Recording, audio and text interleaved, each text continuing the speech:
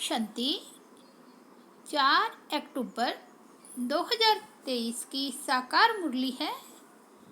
बाबा बोले, मीठे बच्चे, निश्चय करो कि हम आत्मा है, यह हमारा शरीर है। इसमें साक्षात्कार की कोई बात नहीं। आत्मा का साक्षात्कार भी हो तो समझ नहीं सकेंगे। आज का प्रश्न है, बाप की किस श्रीमत पर चलने से गर्भ जेल की सजाओं से छूट सकते हैं?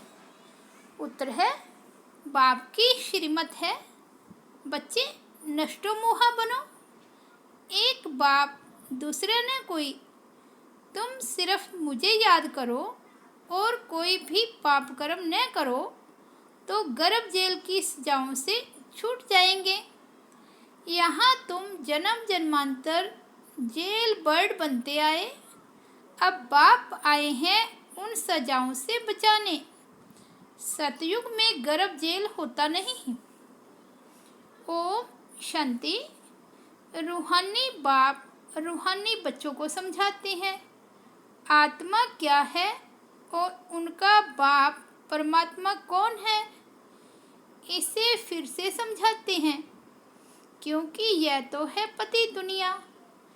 पतित हमेशा बेसमझ होते हैं, पावन दुनिया समझदार होती है। भारत पावन दुनिया अर्थात देवी देवताओं का राज्य था। इन लक्ष्मी नारायण का राज्य था। बड़े धनवान सुखी थे, परंतु भारतवासी इन बातों को समझते नहीं। बाप परमपिता अथवा रचता को ही नहीं जानते। मनुष्य ही जान सकते हैं, जानवर तो नहीं जानेंगे ना। याद भी करते हैं, हे परमपिता परमात्मा, वह परलौकिक फादर है। आत्मा याद करती है अपने परमपिता परमात्मा को। इस शरीर को जन्म देने वाला तो लौकिक फादर है और वह परमपिता परमात्मा है परलौकिक फादर, आत्माओं का बाप। मनुष्य लक्ष्मी नारायण की पूजा करते हैं, समझते भी हैं यह सतयुग में थे और राम सीता त्रेता में थे। बाप आकर समझाते हैं, बच्चे तुम मुझ परलौकिक बाप को जन्म जन्मांतर याद करते आए हो। गॉड फादर तो जरूर निराकार हुआ ना, हमारी आत्मा भी निराकार है ना, यहाँ आकर साकार बनी है। यह थोड़ी सी बात भी कोई की बुद्धि में नहीं आती। वह तुम्हारा बेहद का बाप रचयिता है। पुकारते हैं तुम माता पिता, हम बालक तेरे, आपके हम बनते हैं तो हम स्वर्ग के मालिक बनते हैं। फिर आपको भूलने से नरक के मालिक बन जाते हैं। अभी वह बाप इन द्वारा बैठ समझाते हैं, मैं रचयिता हूँ, यह मेरी रचना है।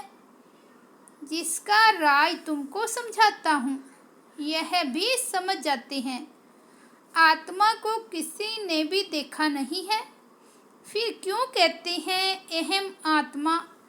यह तो समझते हैं ना, अहम आत्मा एक शरीर छोड़ दूसरा लेती है। महान आत्मा पुण्य आत्मा कहते हैं ना। निश्चय करते हैं हम आत्मा है, यह हमारा शरीर है। शरीर विनाशी है, आत्मा अविनाशी है। उस परम पिता परमात्मा की संतान है। कितनी सहज बात है, परंतु अच्छे अच्छे बुद्धिमान समझ नहीं सकते। माया ने बुद्धि को ताला लगा दिया है। तुमको अपनी आत्मा का ही साक्षात्कार नहीं होता है। आत्मा ही अनेक जन्म लेती है ना। हर जन्म में बाप बदलता जाता है। तुम अपने को आत्मा निश्चय क्यों नहीं करते हो? कहते हैं आत्मा का साक्षात्कार हो। अरे इतने जन्म कोई को बोला था क्या कि आत्मा का साक्षात्कार हो? कोई कोई को आत्मा का साक्षात्कार होता भी है, परंतु समझ नहीं सकते। बाप को तुम जानते नहीं। बेहद के बाप बगैर आत्माओं को परमात्मा का साक्षात्कार भी कोई करा नहीं सकता। कहते हैं, हे भगवान, तो बाप हुआ ना। तुमको दो बाप हैं। एक तो है विनाशी शरीर को जन्म देने वाला विनाशी बाप, दूसरा है अविनाशी आत्माओं का अविनाशी बाप। तुम गाते हो, तुम मात पिता हम बालक तेरे, उनको याद करते हो तो जरूर वह आया होगा ना। जगत अम्बा और जगत पिता बैठे हैं, राजयोग सीख रहे हैं। वैकुंठ में लक्ष्मी नारायण का राज्य था, वह भी भारत में ही थे ना। मनुष्य समझते हैं ऊपर कहाँ स्वर्ग होगा। अरे लक्ष्मी नारायण का यहाँ यादगार है, जरूर यहाँ ही राज्य किया होगा। यह दिलवाड़ा मंदिर तुम्हारा अभी का यादगार बना हुआ है। तुम राजयोगी हो। अधर कुमार कुमार कुमारियाँ सब यहाँ बैठे हो। उनका यादगार फिर भक्ति में बनता है। दिलवाड़ा नाम का कोई भी अर्थ होगा ना। दिल लेने वाला कौन है? यह आदि देव आदि देवी भी राजयोग सीख रहे हैं। यह भी याद करेंगे उस निराकार परम पिता परमात्मा को। वह है ऊंच से ऊंच ज्ञान का सागर। इस आदि देव के शरीर में बैठ सब बच्चों को समझाते हैं। यह मंदिर कब बना, क्यों बना, किनों का यह यादगार है, कुछ भी नहीं जानते। देवियों आदि के कितने नाम लेते हैं, काली, दुर्गा, अन्नपूर्णा। अब सारे विश्व की अन्नपूर्णा कौन होगी? कौन सी देवियाँ अन्न की पूर्ति करती है, तुम जानते हो? भारत स्वर्ग था, वहाँ तो अथाह वैभव रहते हैं। जबकि अभी ही 80-90 वर्ष पहले 10-12 आने मन अनाज मिलता था, तो उससे पहले कितनी सस्ताई होगी। सतयुग में तो अनाज आदि बहुत सस्ता होता है, परंतु यह भी कोई समझते नहीं। बाप आकर तुम आत्माओं को पढ़ाते हैं। आत्मा इन कर्म इंद्रियों से सुनती है। आत्मा को यह आंखें मिली है देखने के लिए, कान मिले हैं सुनने के लिए। बाप कहते हैं, मैं निराकार भी इस शरीर का आधार लेता हूँ। मुझे सदैव शिव ही कहते हैं। मनुष्यों ने बहुत नाम रखे हैं, रुद्र, शिव, सोमनाथ, परंतु मेरा एक ही नाम शिव है। शिवाय नमो। भगत भगवान को याद करते आए हैं। उनको 2500 वर्ष हुए हैं। भक्ति मार्ग में पहले अव्यभिचारी भक्ति थी, अभी तो तुमको ठीक कर भीतर में डाल दिया है। अभी इस भक्ति का अंत है। सबको वापिस ले जाने मैं आया हूँ। यह पुरानी दुनिया खत्म होनी है। बम्स बने हुए हैं, तो कितने में सब खलास हो जाएंगे। सतयुग में कितने थोड़े, सिर्फ 9 लाख होंगे, बाकी इतने सब कहाँ जाएंगे। यह लड़ाई अर्थक्वेक आदि होगी, विनाश तो जरूर होना है। यह है प्रजापिता। कितने ब्रह्मा कुमार कुमारियां हैं। ब्रह्मा का बाप कौन है? निराकार शिव। हम उनके पोतरे पोतरियां हैं। शिव बाबा से हम वर्षा लेते हैं, तो उनको ही याद करना है। याद से ही पापों का बोझा उतरेगा। तुम जानते हो, यह है ही विशेष पति दुनिया। सतयुग है वाइसलेस दुनिया।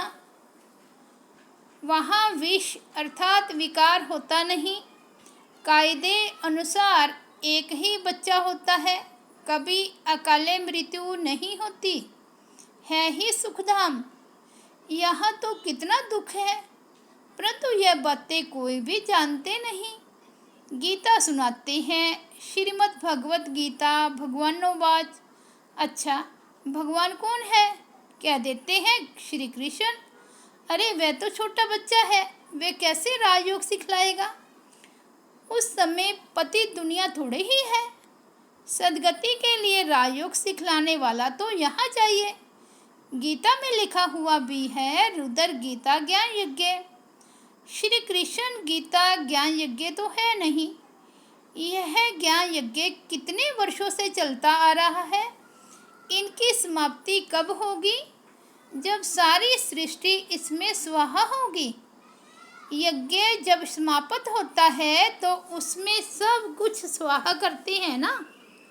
यह यज्ञ भी अंत तक चलता रहेगा। यह पुरानी दुनिया खत्म होने वाली है। बाप कहते हैं, मैं कालों का काल हूँ, सबको ले जाने लिए आया हूँ।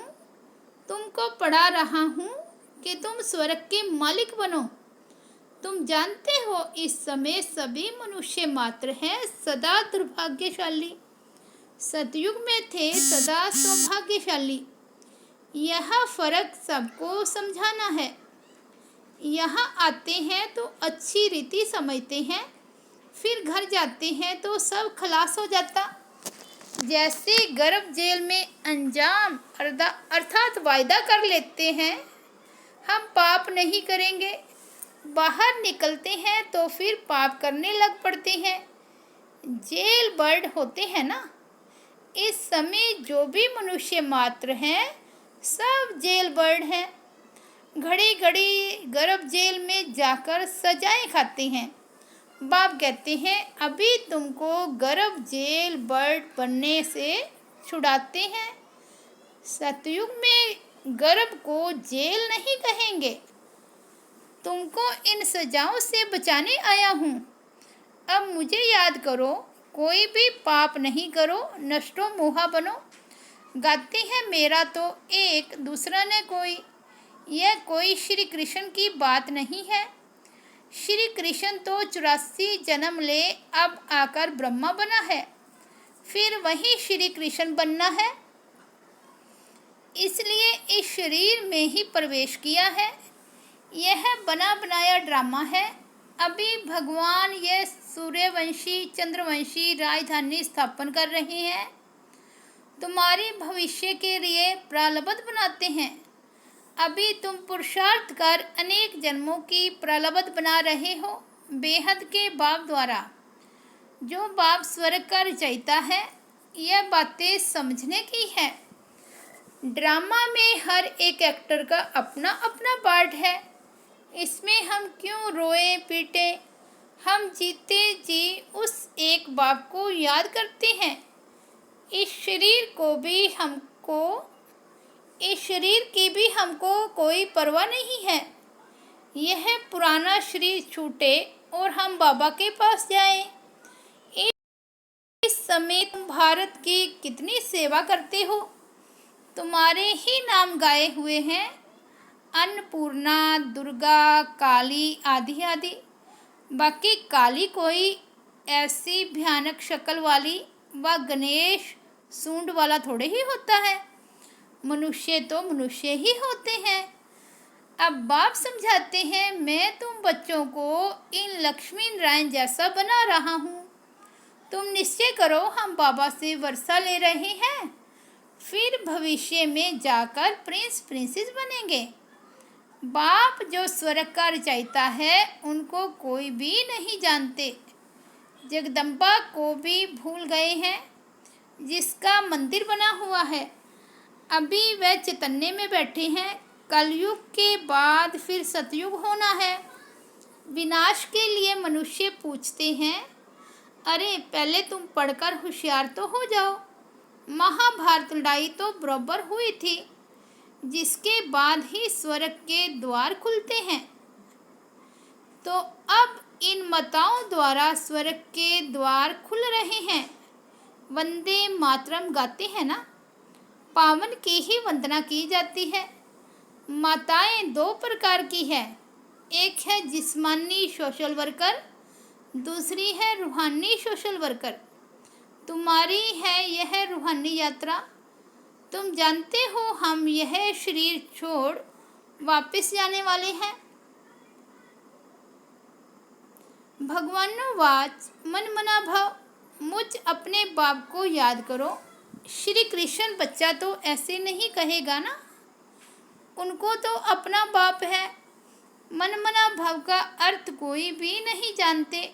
यह तो बाप कहते हैं मुझे याद करो तो विकर्म विनाश होंगे और उड़ने के पंख मिल जाएंगे। अभी तुम पत्थर बुद्धि से पारस बुद्धि बनते हो। रचता बाप तो सबका एक ही है। आदि देव और आदि देवी के मंदिर भी हैं। तुम उनके बच्चे यहाँ राजयोग सीख रहे हो। यहाँ ही तुमने तपस्या की है। तुम्हारा यादगार सामने खड़ा है। लक्ष्मी नारायण आदि को राजाई कैसे मिली, उनका यह मंदिर है। तुम हो राज ऋषि। राजाई प्राप्त करने व भारत का फिर से राज्य भाग्य पाने लिए तुम पुरुषार्थ कर रहे हो। तुम भारत में स्वर्ग की राजाई स्थापन करते हो अपने तन मन धन से सेवा करके। बाप की श्रीमत पर तुम पतित रावण राज्य से सबको लिबरेट करते हो। बाप है लिबरेटर, दुख हरता, सुख करता। तुम्हारे दुख हरने के लिए पुरानी दुनिया का विनाश कराते हैं। तुमको दुश्मन पर विजय पहनाते हैं तो तुम माया जीत जगत जीत बनेंगे। तुम कल्प कल्प राज्य लेते हो और फिर गुआते हो। यह है रुद्र शिव का ज्ञान यज्ञ, जिससे यह विनाश ज्वाला निकली है। वे सब विनाश हो जाएंगे और तुम सदा सुखी बन जाएंगे। दुख शुरू होता है द्वापर से। बाप कहते हैं मैं आकर नरकवासियों को स्वर्गवासी बनाता हूँ। कलयुग है वैशाल्य, सतयुग में है कलयुग है वैशाल्य, सतयुग है शिवालय। तुम बेहद के बाप से स्वर्ग के मालिक बनते हो तो यह खुशी का पारा चढ़ना चाहिए ना। अच्छा, मीठे मीठे सिकिलते बच्चों प्रति माता पिता बाप दादा का याद प्यार और गुड मॉर्निंग। रूहानी बाप की रूहानी बच्चों को नमस्ते। हम रूहानी बच्चों की रूहानी बाप दादा को याद प्यार गुड मॉर्निंग और नमस्ते। धारणा के लिए मुख्य सार है। फर्स्ट पॉइंट है जीते जी बाप को याद कर वर्षे का अधिकार लेना है, किसी भी बात की परवाह नहीं करनी है। सेकंड पॉइंट है किसी श्रीमत पर अपने तन मन धन से भारत को स्वर्ग बनाने की सेवा करनी है और सबको रावण से लिबरेट होने की युक्ति बतानी है। वरदान है योग ज्वाला द्वारा विश्व के किचड़े को भस्म करने वाले विश्व परिवर्तक भव। योग ज्वाला अर्थात श्रेष्ठ संकल्पों की शक्ति व लगन की अग्नि द्वारा ही अपवित्रता रूपी किचड़े को भस्म कर सकते हो। जैसे देवियों के यादगार में दिखाते हैं कि ज्वाला से आसुरी शक्तियों को खत्म कर दिया। यह यादगार अभी का है तो पहले ज्वाला रूप बन आसुरी संस्कार स्वभाव सब कुछ भस्म कर संपूर्ण पावन बनो। तब योग और पवित्रता की ज्वाला से विश्व के किचड़े को भस्म कर विश्व परिवर्तन के निमित्त बनेंगे। स्लोगन है आज्ञाकारी वह है जो मनमत परमत से मुक्त रह सदा श्रीमत पर चलता है। अच्छा, ओम शांति। मुरली की हेडलाइन, मीठे बच्चे निश्चय करो कि हम आत्मा हैं, यह हमारा शरीर है। इसमें साक्षात्कार की कोई बात नहीं। आत्मा का साक्षात्कार भी हो तो समझ नहीं सकेंगे। ओम शांति।